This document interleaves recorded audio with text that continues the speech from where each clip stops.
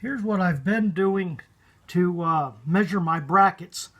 Over on the other side of the room, right over there, that doorway, that turned out to be the highest point. So all my measurements had to come off that, as far as this same measurement from the ceiling to my brackets around the room. So what I've been doing to make sure everything stays the same is I made this stick. I call it pattern stick. It is 7 3/4 long. Cut it with the chop saw. I'm measuring from this molding around the room, and I put that where I have my tapes for the centers of my studs. I put the pattern stick at the molding, and at the bottom of the stick I draw a pencil line. Then I take my square and I come down the center line and scribe a line which is now covered by this bracket.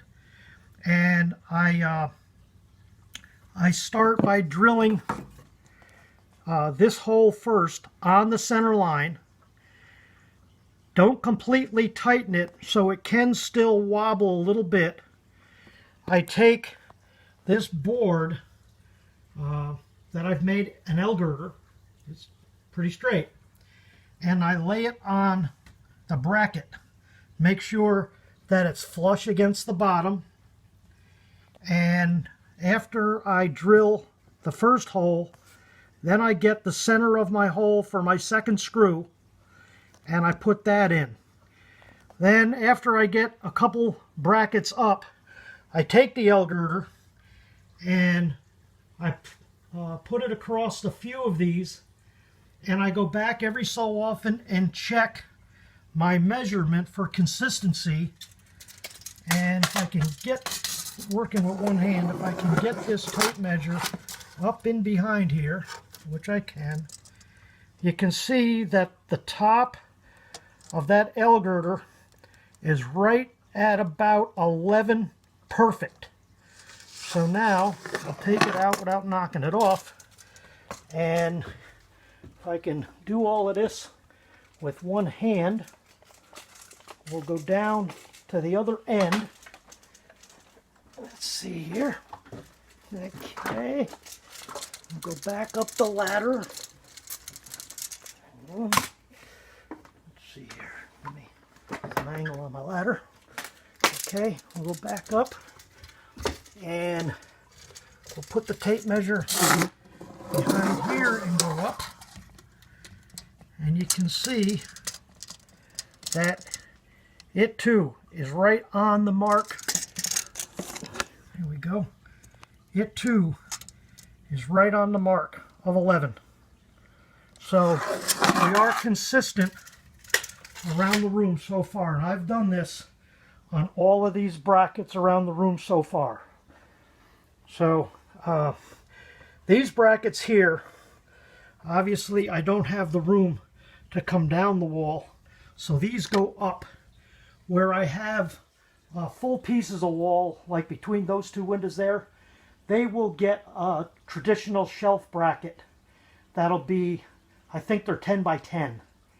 So they'll be able to come out further than these guys, which are, let's see, I think these are 5s. Yeah, they're 5 by 5.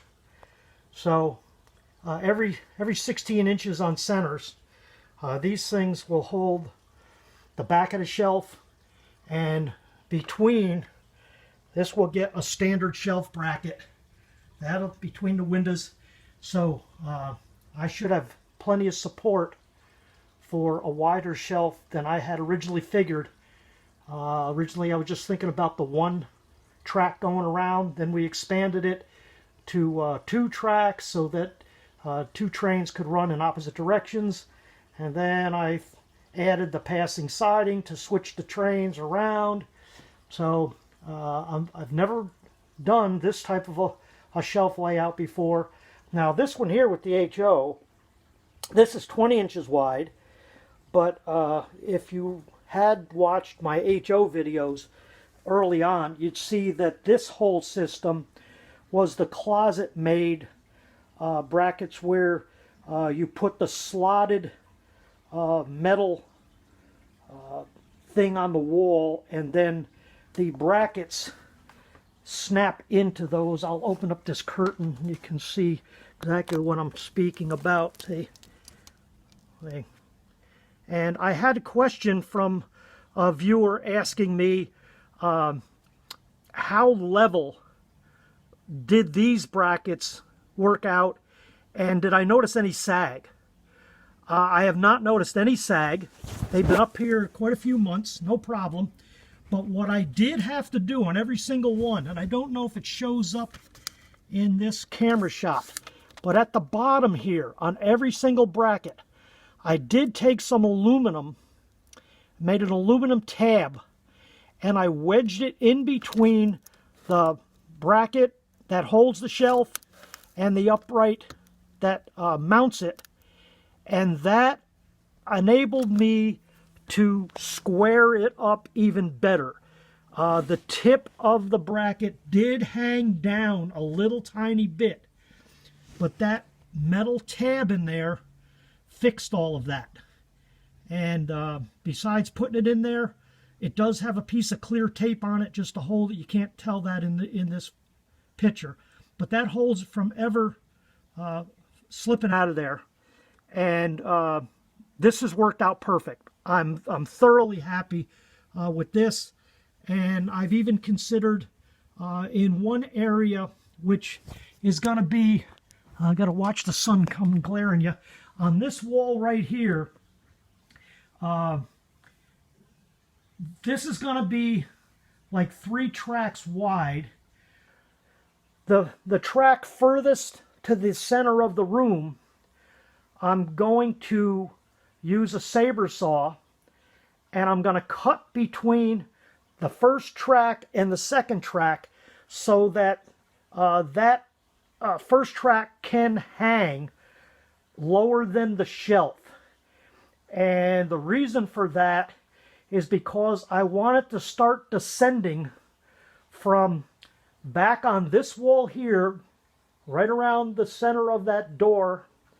As it comes around, it's going to start descending so that when it comes from between these 2 windows, coming off into the center of this room for the Upperdoune Mountain, I want this measurement here of 82 inches from the floor to actually be about 70 inches here at the top of the mountain.